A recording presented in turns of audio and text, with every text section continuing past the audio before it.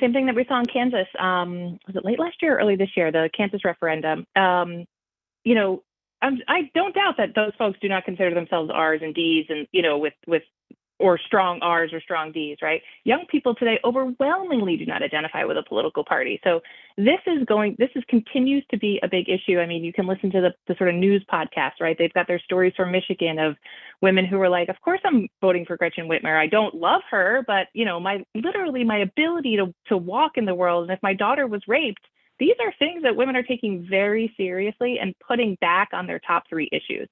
And so I don't actually think it's a good strategy. I don't think you saw the red wave that folks thought they were going to see in the midterm elections. And if New York didn't gerrymander themselves into a mess up here, and I'm from New York, so I feel like I can say that, it might not have actually been a Republican majority at all, right? Because women did decide to turn out again. This was a key issue. This is a quiet driving issue again and again for a majority of Americans. 70% over and over, and that's the folks that actually take these, national polls, they believe that women have the right to choose when and where they have kids. And they believe in the protections that come with things like, a 12-year-old having access to an abortion. So I think the more folks that come out sort of speaking in plain language about this, speaking in plain language to people who are not heavy partisans, and the more folks that we have in contested races. I actually think this is like one of those quiet secrets. It was something, I forget what I was reading, of the 99 House seats in the Tennessee legislature, 60 went uncontested in the last election. 60. And of the remaining 39, no seats flipped from R to D. We have to give voters choices. We have to run in 2 election cycles. We have to lose and build political capital for the next cycle.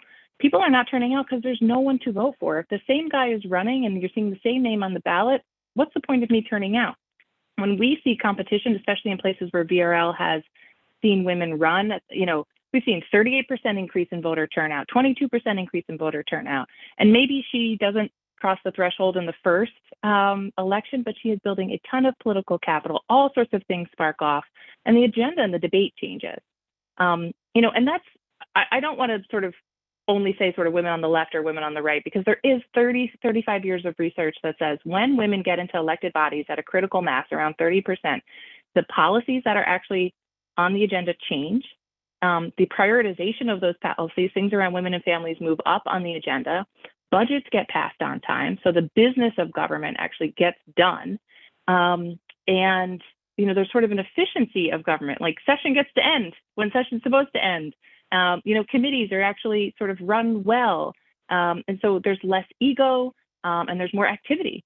And that's what people want to see out of their elected officials. So there is something about when you move people who have been outside the system into the system that is very refreshing, and that can hold those folks that have gotten a little bit stale, can hold them accountable to actually moving an agenda forward.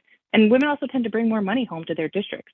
And we also know that men of color and women, when they are sitting in these seats, more people actually reach out to government elected officials who look like them. So, maybe you're the only Latina in the state Senate. It's highly likely that folks are coming to you, the Latino community is coming to you, even though their district representative is,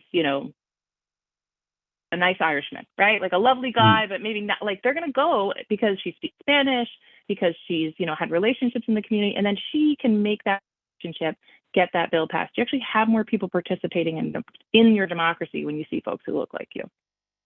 Oh, thank you so much for Long-winded answer. Sorry, I can tell them. No, that's all right. Now,